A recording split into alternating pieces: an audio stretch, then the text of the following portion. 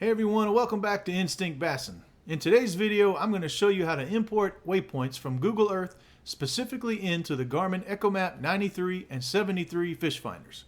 While this video is specific to those units, most of it will still be relevant to other units as well. The only difference will be in how to get those waypoints into your specific fish finder, which should be a similar process on most units. Real quick before we get started, we recently became affiliated with Sportsman's Outfitters.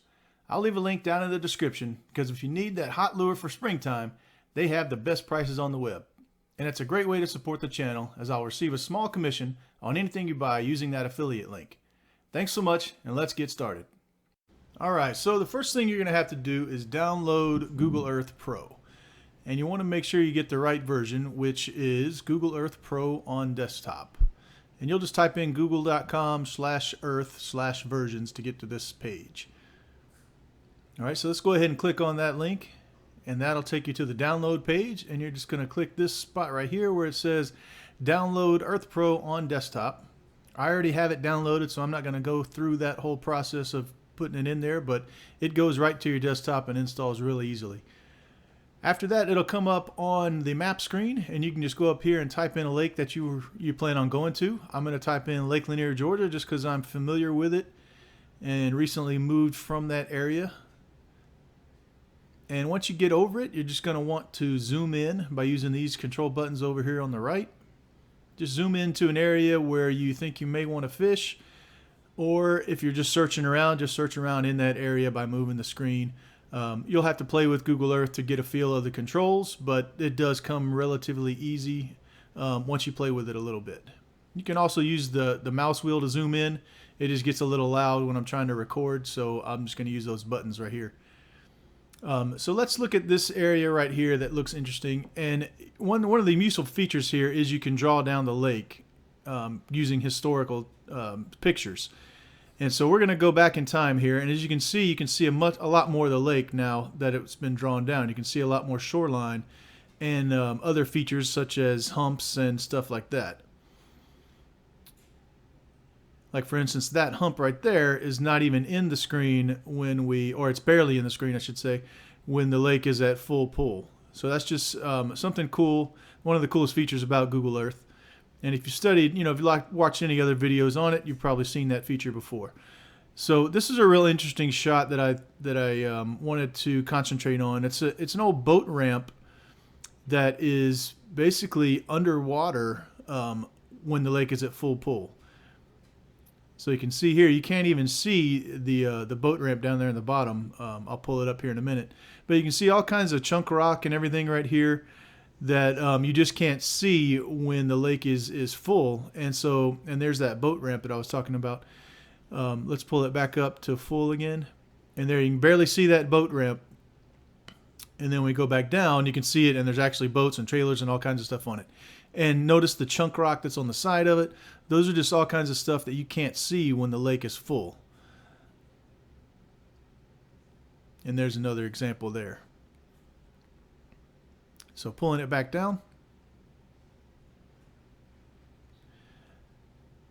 So let's just imagine that we wanted to fish one of these areas right here. Let's say this rock ridge right here. We're going to want to hit this button right here, and that's going to pull up an icon. And we can just place that wherever we like. You can even place 5 or 10 on there if you want, so you have the whole ridge marked. I'm only going to place one for the purposes of this video. We'll go ahead and call it whatever you like. I'll just call it Rock Ridge. And then we're going to go ahead and hit OK.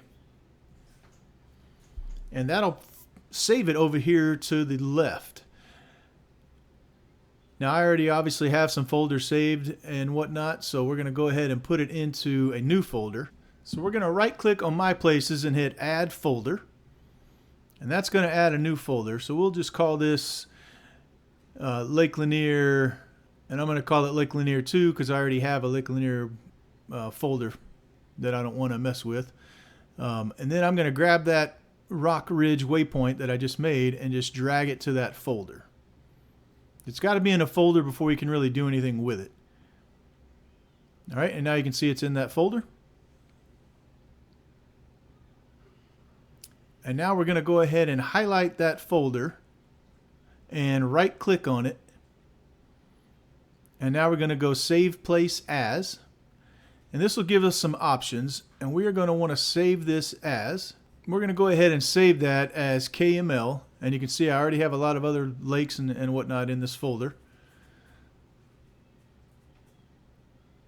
Once we save it in KML, we're going to go ahead and hit Save. And now we're going to need to convert that file into what's readable for your fish finder. And fish finders all read in what's called GPX. And so I'm going to go to this KML to GPX converter. You can see the website up there, KML to GPX.com. I've used this several times. It is safe. We just put that in there and convert it. And now we're going to want to download the file. So I'll hit download the file here. And as you can see, it's down here in the bottom right. And now I'm going to open that. And instead of opening it, I'm going to hit show in folder. That way I can see where it is. You can go ahead and rename it from here, or once it gets in the folder. I like to do it here just because I'm already here. So I'm just calling that Rock Ridge Lake Lanier, because that's all that's in that file right now. If you had other waypoints in there, you may just want to name it the lake, or some portion of the lake. I'm going to copy that file.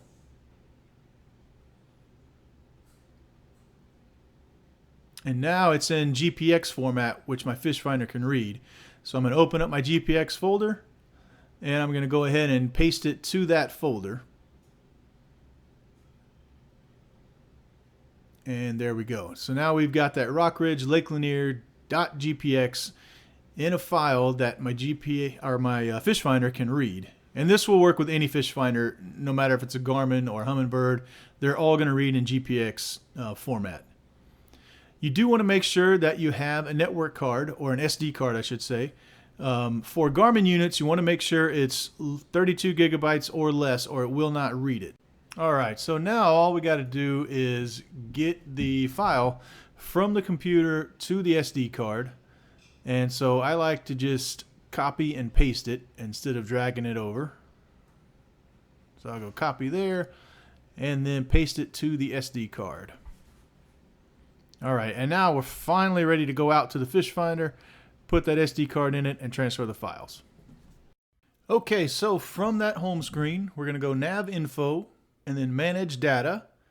Now Data Transfer. And then we're going to hit Merge from Card.